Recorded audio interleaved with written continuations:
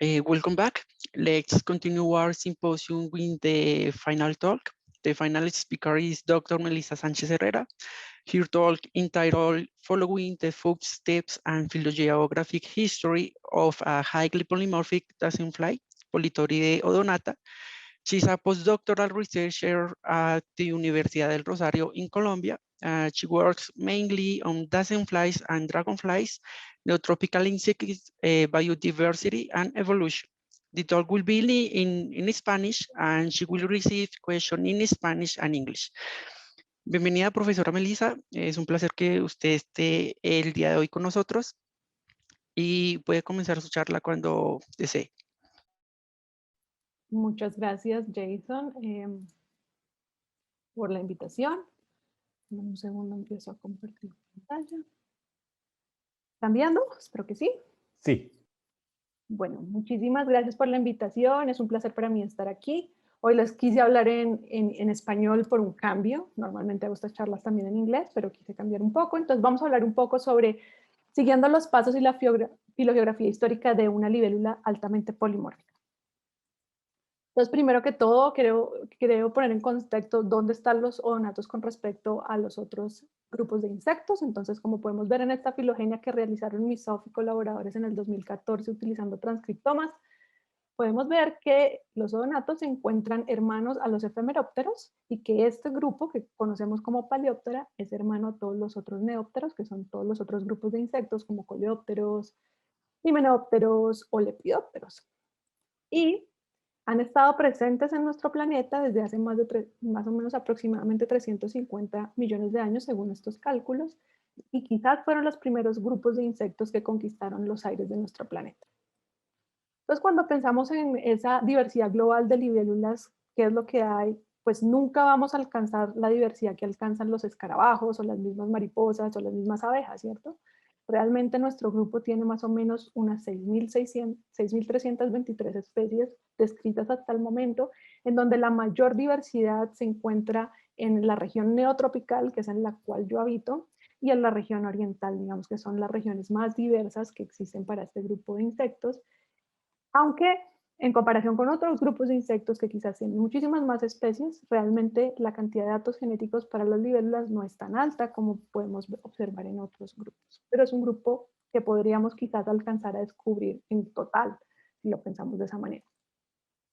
Algo muy particular de los odonatos es su forma de reproducción. Ellos tienen esta forma de reproducción que ustedes pueden ver ahí, que se llama rueda copulatoria, en donde el macho, al final de su abdomen, tiene una especie de ganchos que se llaman cercos, que insertan en el cuello de la hembra, en unas hendiduras que tienen ya dispuestas en esa región de su cuerpo, y estas a su vez suben su abdomen, donde tienen su opositorio y su espermateca, y allí el macho introduce una llamada estructura secundaria, llamada lígula en algunos casos, o lo podemos llamar genital secundario, que introduce el esperma y realmente ahí es donde ocurre esa fecundación. Entonces, cuando pensamos en esta forma que es única dentro de todos los insectos, pues pensamos que digamos que los conceptos de especies dentro de este grupo de organismos se basan mucho en esta llave cerradura, estos mecanismos de llave cerradura para su aislamiento reproductivo. Entonces, la mayoría de descripciones de especies o descubrimientos se deben a estas diferencias en estas estructuras, sobre todo de los machos, ¿cierto? Que vemos al final de sus abdómenes, estos cercos, vemos que hay diferentes especies que son del mismo género, pero presentan totalmente morfologías completamente distintas, tanto para anisópteros como para cigópteros. Y en cuanto a esta estructura secundaria de estas lígulas, pues vemos que también hay ciertas morfologías, aunque en la mayoría, no en todos, pero en la mayoría, no necesariamente implican muchas diferencias a nivel, por ejemplo, estas son dos especies de una libélula en particular, Heterina excisa y Heterina cruentata, y vemos que realmente no hay mucha información taxonómica que nos permita diferenciarlas, son más bien muy similares esas estructuras. Entonces, cuando miramos la nueva clasificación de odonatas que salió el año pasado, o este año, ya se me olvidó, pero salió muy recientemente, en eso también estuve yo trabajando y colaborando, vemos y encontramos los grandes grupos de libélulas, que son los cigópteros, que son estas libélulas que son un poco más esbeltas y con sus alas hacia atrás, los anisópteros, los recuperamos, Y hermano a los anisópteros son los anisocigópteros, que son un grupo bien particular que presenta características como híbridas un poco, y de hecho se ha hablado de posible origen híbrido de este grupo, que está solamente en Japón y más o menos son 6 especies las que se representan. Y realmente, pues dentro de un grupo que es un poco más complejo, que son los cigópteros, vemos que su clasificación está cambiando muchísimo. Y vamos a hablar de una familia particular que se encuentra en este grupo, que es el Calyptoroidea, que es uno de los grupos de alas anchas, o sea, libélulas de alas anchas, que es el grupo número 2, en donde vamos a mirar esta familia, que es la Politoride, que se encuentra como hermano de Heteragrionidae, y pues muchas de las familias que están dentro de ese grupo son también residentes neotropicales, aunque hay algunas que tienen otras distribuciones dentro de lo que es nuestra zona. Pero la familia Politoride, ¿dónde está? Entonces es una familia estrictamente neotropical que está compuesta por 7 géneros y 58 especies. Ahí pueden ver ustedes en la foto que tienen una componente de coloración alar bastante fuerte en todos sus géneros y se distribuye más que todo en Sudamérica, aunque un par de géneros alcanzan a subir hacia Centroamérica, ¿cierto? Entonces Cora, lo que es Miocora, vemos que están presentes en eso, pero es un género, es un grupo, una familia estrictamente neotropical. Y algo particular que tiene esta familia es que cuando miramos esas características de las que les contaba, como los cercos, esa variación es más bien, no es tan variable. Vemos esa forma de ser presente casi en todos los géneros de esta familia, lo que hace preguntarse si esos mecanismos llave cerradura en este grupo sí son importantes. Y entonces lo que miramos es que cuando miramos esa segunda estructura secundaria, ¿cierto? Vemos ahí que de pronto sí hay más valor taxonómico porque vemos que sí puede resolver quizás a género un poco mejor, digamos. Entonces, en este caso, por ejemplo, vemos que la estructura secundaria tiene más valor taxonómico que en otros grupos de libélulas donde realmente los cercos tienen más valor taxonómico. En este grupo, esa condición no se cumple así, que es algo bastante extraño dentro de las libélulas en general. Entonces, cuando yo empecé este camino, me interés eran estos colores y ver qué era lo que sucedía. Y para eso pensé que la mejor forma de plantearme una respuesta a todo eso es tratar de saber cuáles eran esas relaciones filogenéticas de esta familia, para poder establecer un poco acerca de la historia evolutiva de estas coloraciones. Entonces empezamos por ahí y para eso realizamos una aproximación filogenética utilizando genes clásicos mitocondriales y nucleares y asimismo logramos calibrar esta filogenia utilizando algunos fósiles y pues tenemos como esto el resultado en donde recuperamos 5 clados monofiléticos que son el clado Polítore, Eutore, Miocora, Cora sensu-stricto, Calcopteris y Calcotore, y también podemos ver que nuestra calibración nos muestra que más o menos esta familia se origina más o menos en el océano, Eoceno tardío y a comienzos del Oligoceno, pero que su mayor diversificación se ve presente en el Mioceno. Entonces, vemos estos resultados y nos parece muy interesante, pero entonces a mí me encanta la biogeografía, por algo estamos aquí, ¿cierto? Y mi idea era saber cómo era la historia biogeográfica de esta familia, porque veo que está muy sujeta o su distribución, cuando vemos las distribuciones están bien eh, en la parte andina y para la parte amazónica. Entonces las cuencas amazónicas y el levantamiento de los Andes pueden haber tenido influencia importante sobre la diversificación de este grupo de insectos. Entonces, para esto, lo que realizamos fue generar diferentes escenarios que tuvieran en cuenta esos eventos geológicos importantes que ocurrieron a través del tiempo y mirar cuál de esos eventos geológicos importantes realmente se ajustaba a esa filogenia calibrada que habíamos realizado para la familia. Entonces, realizamos escenarios en donde tuvimos en cuenta por ejemplo, las incursiones marinas del Tebas y las creaciones del sistema Acre, que son importantes. ¿Y por qué son tan importantes en libélulas? Porque parte del ciclo de las libélulas lo ocurre en las aguas. Es decir, que la formación de los ríos puede tener también una influencia muy importante sobre los patrones de diversificación y dispersión que pueden tener estos organismos. Entonces, utilizamos el PEVAS, utilizamos algo sobre los levantamientos del Andes Central, utilizamos lo que eran los levantamientos de los Andes del norte como para mirar y una combinación de esos escenarios en los últimos dos y miramos cuál de estos se ajustaba más. Para todos estos escenarios miramos qué modelos biogeográficos como el de dispersión, extinción, cladogénesis, DIVA, Todos estos que tenemos la oportunidad de realizar hoy, los miramos en todos los escenarios y de ahí pues miramos cuáles eran los mejores valores de ajuste para esta filogenia. Entonces, al final, ¿qué encontramos? Encontramos que definitivamente el PEVAS fue el escenario que el PEVAS y el sistema ACRE parecen ser, digamos que los eventos geológicos que tienen mayor influencia porque su ajuste fue muchísimo mejor que con respecto a los otros. El segundo fue el levantamiento joven de los Andes, que es todo el, digamos que el nacimiento de los Andes del norte. Y finalmente una combinación de ambos fue lo que realmente nos dijo que eran, pues, que tenían el tercer mejor ajuste.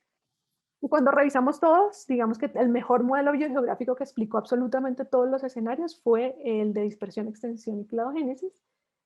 Y ya entonces, ya mirando un poco más cuáles eran las áreas ancestrales que podían estar implícitas en esta familia. Entonces, cuando ya realizamos eso en todos los escenarios, vemos en la figura aquí que son relativamente consistentes a lo largo de todos los escenarios que tratamos, incluyendo los controles, pero vemos que pues para recuperar esos de nuestros nodos cada vez hay más incertidumbre, pero lo que sí podemos asegurar es que parece que el occidente, el noroccidente de los Andes parece tener una gran influencia sobre muchos de los géneros, ¿cierto? Porque está presente en varios de los géneros o esos clados que son monofiléticos y que probablemente, digamos que la Amazonía, particularmente en el género Calcopteris o en el clado que está en la parte superior aquí, pues tiene mayor influencia porque ese sí es un grupo que es netamente amazónico.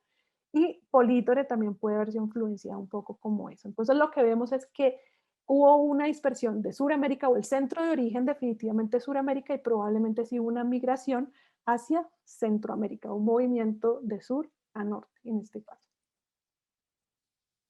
También miramos algo sobre diversificación, entonces estimamos tasas de diversificación y tasas de extinción y vemos que en la mayoría de los clados las tasas son constantes, a excepción de lo que sucede en Polítore. En Polítore, este género en particular, que es altamente polimórfico, pues presenta un pico de aumento de diversificación, sobre todo en los clados andinos. Y entonces eso es interesante porque pues puede ser sujeto al levantamiento de los Andes, ¿cierto? Porque muchas de esas especies están ahí, pero también pueden haber cosas intrínsecas del género como procesos de selección sexual o procesos de selección natural que puedan ser lo que están también ayudando a que haya una mayor diversificación en este género. Entonces, como a mí me encanta, digamos, un poco este género en particular, algo más que he tratado de hacer es tratar de delimitar estas especies y para esto he logrado tratar de reconstruir un árbol coalescente de especies utilizando diferentes poblaciones. En este momento tengo 15 especies de las 21, todavía me falta todavía buscar, pero más o menos eso. Y lo que vemos aquí es una reconstrucción coalescente de lo que tenemos colectado hasta el momento. Y podemos ver que algo muy importante es que definitivamente las coloraciones alares son algo convergente, es decir, que no están explicadas por monofiléticamente. O sea, encontramos coloraciones ámbar en diferentes clados, pero algo que sí encontramos es que vemos clados amazónicos, unos linajes amazónicos, ¿cierto? Y unos linajes andinos. Y esos linajes andinos a su vez están subdivididos en un clado occidental que está representado por la única especie que está distribuida a la parte occidental de los Andes y el resto de especies de Polítore están distribuidas en la parte oriental de los Andes, en donde vemos que hay una clara distinción en lo que pasa en el norte y lo que pasa en el sur de los Andes, y vemos pues que hay diferentes coloraciones, etcétera, etcétera. Pero también vemos aquí que cuando miramos están también muy relacionados con los levantamientos del norte de los Andes, todos estos procesos. Entonces, yo quería mostrarles brevemente un poco cómo es esa diversidad genética presente en estos diferentes linajes que vemos en esta reconstrucción para Polítore como tal. Entonces vemos, por ejemplo, que en el clado amazónico, aquí vemos diferentes especies que tienen una distribución bastante disyunta. Es muy difícil encontrar especies coexistiendo de este grupo, son bastante escasas en las partes amazónicas, son bien difíciles de encontrar. Pero encontramos, por ejemplo, que estas son las redes haplotípicas, entonces vemos que sí hay diferencias, aunque en algunos casos es más amplificada en algunos marcadores mitocondriales, en este caso son mitocondriales, que en otros. Pero en general vemos que están muy acoplados a donde está la distribución de los ríos y estas cuencas son pueden ser un factor de vicarianza importante en este grupo porque pues realmente es muy difícil, aunque muchas veces digamos que las distancias geográficas puedan ser menores en este caso, realmente la probabilidad de que ellos se dispersen hasta aquí es mucho más amplia porque pues estos ríos son grandes y realmente no se encuentran fácilmente, entonces puede haber procesos de este tipo. Cuando ya nos vamos hacia la parte andina, entonces, por ejemplo, la única que está representando la parte occidental de los Andes, tenemos poblaciones de Colombia y de Ecuador y vemos que encontramos como esa especie de, de correlación en que entre pues, especies que están más cercanas en este caso, pues son mucho más parecidas, comparten haplotipos, aunque pues pueden haber, obviamente parece que el marcador C1 tiene muchísima diversidad, y pues vemos que también las ecuatorianas tienen pues son mucho más similares. Hay un patrón como de geografía por distancia que puede estar ocurriendo en estos linajes, en esta especie en particular, que es la única que la representa. Cuando ya miramos a la parte noreste, ahí escogí una única especie, que es una especie ampliamente distribuida, para quizás tenemos más poblaciones representadas, y vemos algo muy interesante, y es que poblaciones que están muy cercanas tienen una diversidad genética altísima, sobre todo en el marcador CO1, con respecto incluso hasta las mismas que pueden estar totalmente disyuntas, esta que es una población que está totalmente al otro lado, e incluso nos llevó a plantear en algún caso que podríamos tener especies distintas de este grupo porque pues teníamos tanta diferencia y que a veces recuperábamos parafiléticas cuando hacíamos las partes de reconstrucción filogenética. Entonces parece que esta parte morfológica, por ejemplo, ocurre un solo patrón morfológico, pero parece ser muy exitoso en esta zona, en esta región del norte de los Andes, que está pues extensamente distribuido, pero adicionalmente la topografía puede hacer que haya un bastante aislamiento en cuanto a la parte mitocondrial. Y cuando ya bajamos al sur, entonces vemos un patrón distinto. Son muchas especies que en este caso sí conviven bastante cercanas, y lo que vemos es que muchas especies pueden compartir haplotipos. Es el caso de Neopicta, que puede compartir haplotipos con cualquiera de estas dos especies que morfológicamente son totalmente diferentes. Entonces es muy interesante porque puede estar ocurriendo otro proceso evolutivo bastante interesante. Entonces, digamos que eso era un poco lo que les quería contar hoy. Los tiempos como conclusiones, pues los tiempos de divergencia nos sugieren que esta familia como surgió más o menos hace 33 millones de años, aproximadamente en el Eoceno tardío, y que encontramos que su mayor diversificación es durante el Mioceno. Digamos que el modelo biogeográfico que mejor se ajustó a nuestros escenarios fue el de dispersión, extinción y cladogénesis. El PEOAS y el sistema ACRE parecen ser los escenarios geológicos o los eventos geológicos que mejor explican esta diversificación de la familia, que es consistente con el hecho de que pues, estos organismos necesitan del agua dulce y están muy asociados a estos ambientes acuáticos. También sugerimos que el occidente de los Andes puede ser un área ancestral para esta familia y que probablemente fue el proceso de dispersión de Sudamérica a Centroamérica. Las tasas de extinción y diversificación son relativamente constantes a lo largo de su historia evolutiva, a excepción de Polítora, que muestra un salto en diversificación reciente que puede coincidir con los Andes, con la formación de los Andes del norte, asimismo con procesos intrínsecos. Y pues todo lo que vemos con la parte de Polítore, pues recuperamos esos linajes bien marcados de Andes y Amazonía, y vemos que hay patrones de diversidad genética totalmente distintos en cada uno, que puede ser debido a su relación, tanto de la topología de los Andes, que puede ser lo que ocurre con estas especies de los Andes, así mismo como con su asociación a los ríos como pues, promotores de vicarianza en algunos casos. Entonces, como futuras perspectivas, lo que tenemos es que queremos hacer una reconstrucción ya filogenómica utilizando Anchor Hybrid Enrichment 50 LOCI para poder establecer si realmente sostenemos estas relaciones con el tiempo y pues aumentar el muestreo taxonómico. Y con Polítore estamos tratando de mirar esta parte poblacional y de árbol de especies también utilizando RADSEC, marcadores genómicos y aleatorios, para poder establecer un poco también qué está pasando. Les cuento que más o menos hay ciertas cosas que coinciden. Y pues mi sueño es realizar experimentos comportamentales que me permitan pues mirar toda esa parte de selección sexual y selección natural e identificar si eso también puede estar promoviendo la diversificación en estos grupos. Y pues no siendo más, quiero agradecer pues a todas mis fuentes de financiación, a mis colaboradores que han sido muchos durante estos años, y a ustedes por invitarme a compartir un poquito más de mi trabajo con estas libélulas maravillosas, y pues aquí estoy para tomar preguntas. Muchísimas gracias. Muchas gracias, profesora Melissa. La charla es espectacular. Creo que después de esto van a haber muchos enamorados de este grupo de insectos tan maravilloso, tan bonito. Tenemos varias preguntas, pero creo que podemos hacer un par, Denis. Sí, podemos hacer muchas. Ah, eh, I will say, eu vou falar alguma coisa em português. I will say something in Portuguese. I will ask Yason to translate it to Spanish. Eu vou pedir o Yason traduzir para o espanhol before we can move on. So remember that now we are starting our next poster sessions on Discord. You are welcome to go there if you want to. And we will be here for a while answering questions and answers with Dr. Melissa Sanchez Herrera. Então, nós temos agora a sessão de pôsteres no Discord. Vocês são convidados, por favor, a se juntarem a nós lá. E, por um tempo, continuaremos aqui nessa sala respondendo perguntas e respostas. E aí, você pode traduzir para o espanhol, por favor? Sí, a continuación vamos a tener nuestra sesión de pósteres. Por favor, si se pueden unir en el canal de Discord. Y por el momento vamos a continuar en la sala algunos minutos para continuar con la sesión de preguntas y respuestas. Fantastic. We do have one question in English. Nós temos uma pergunta em inglês. E aí, a maior parte das perguntas são em espanhol. Eu vou ler a pergunta em inglês primeiro e aí depois eu passo a bola para vocês. So I will start with a question we have in English. Most of the questions are in Spanish. Yason is going to take care about that later. We have a question by Carolina Machado. The same last name as I have. Yeah. She says, great speech, Melissa. Very interesting study. I agree with her.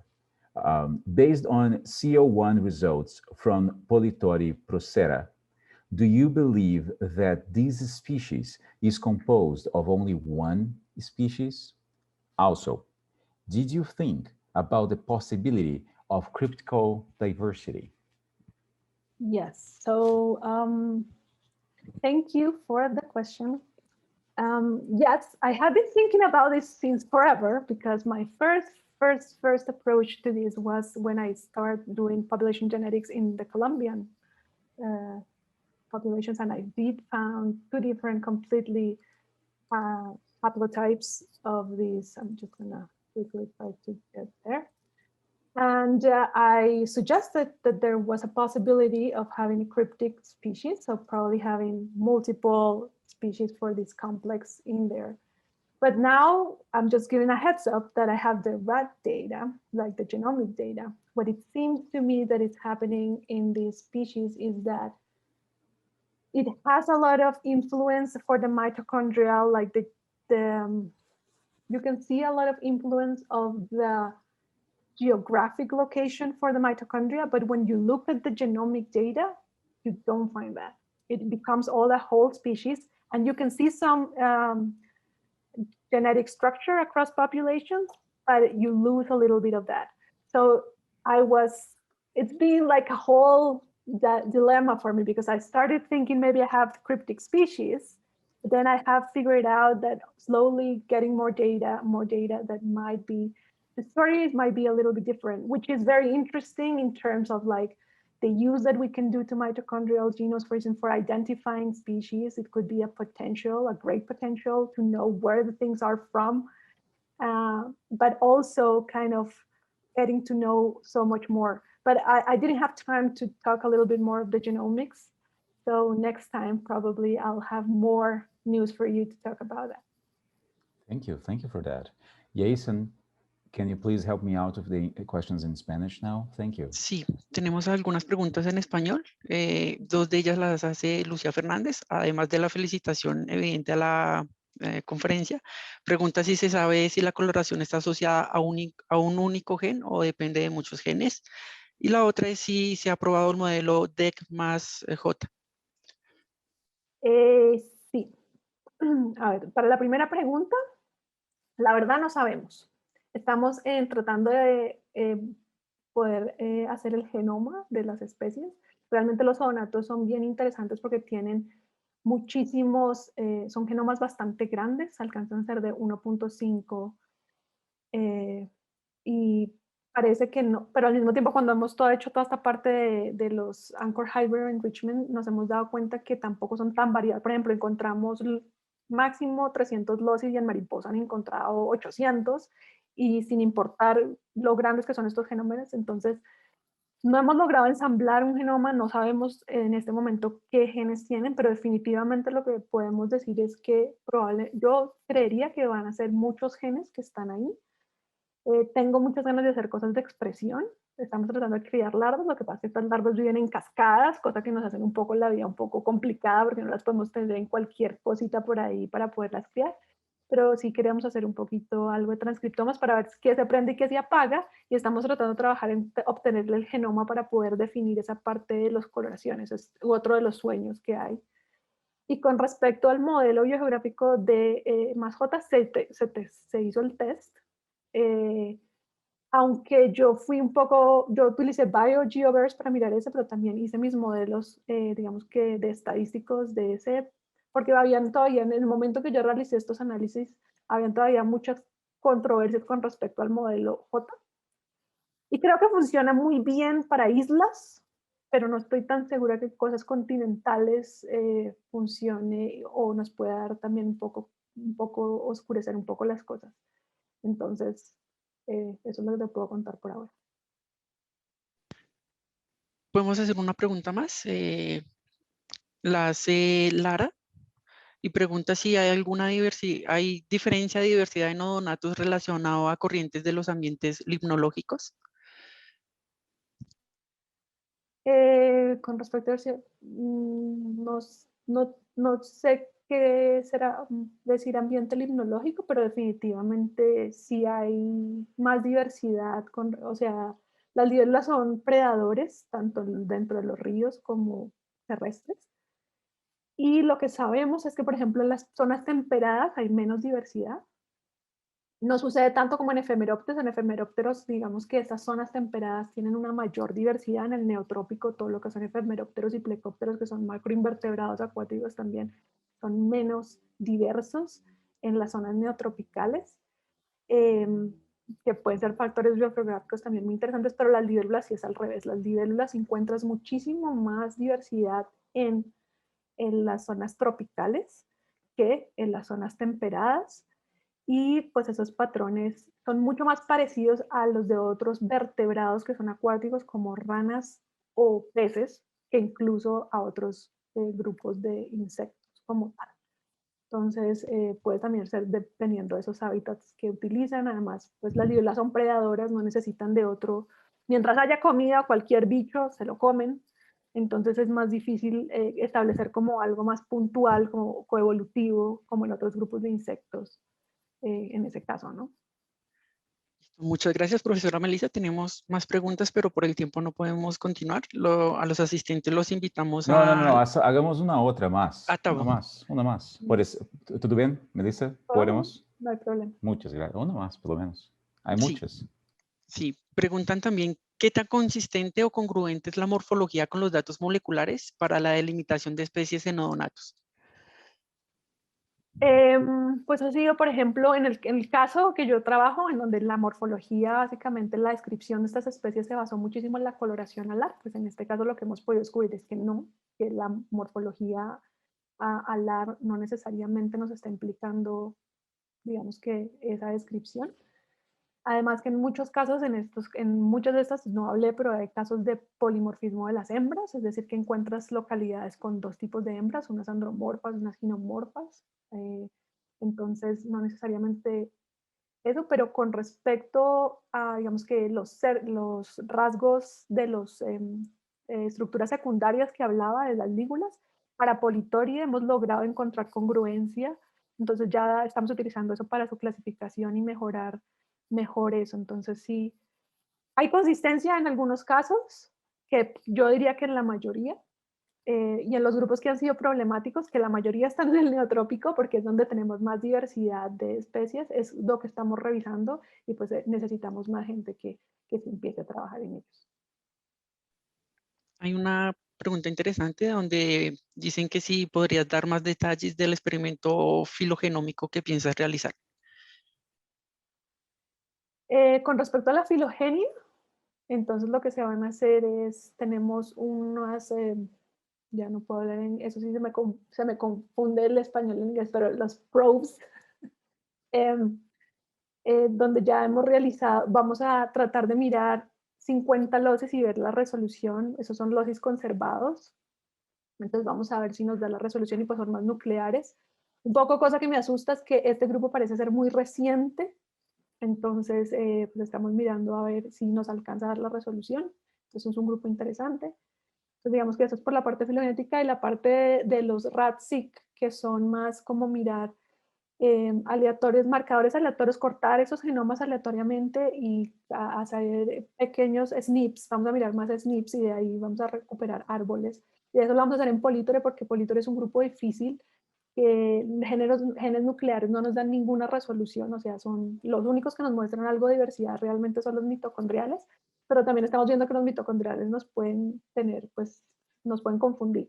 Entonces ya con los SNPs estamos tratando de hacer árboles de especies coalescentes también, y pues toda la parte poblacional, todo lo que es admixture, todo ese tipo de análisis de migración, etcétera, etcétera, para poder esclarecer un poquito mejor el panorama y comparar un poco ya esas dos partes, y tener otra fuente de datos totalmente distinta a los mitocondriales para poder establecer mejor así, decir realmente si hay especies crípticas, si de pronto hay especies que son polimórficas, ese tipo de cosas.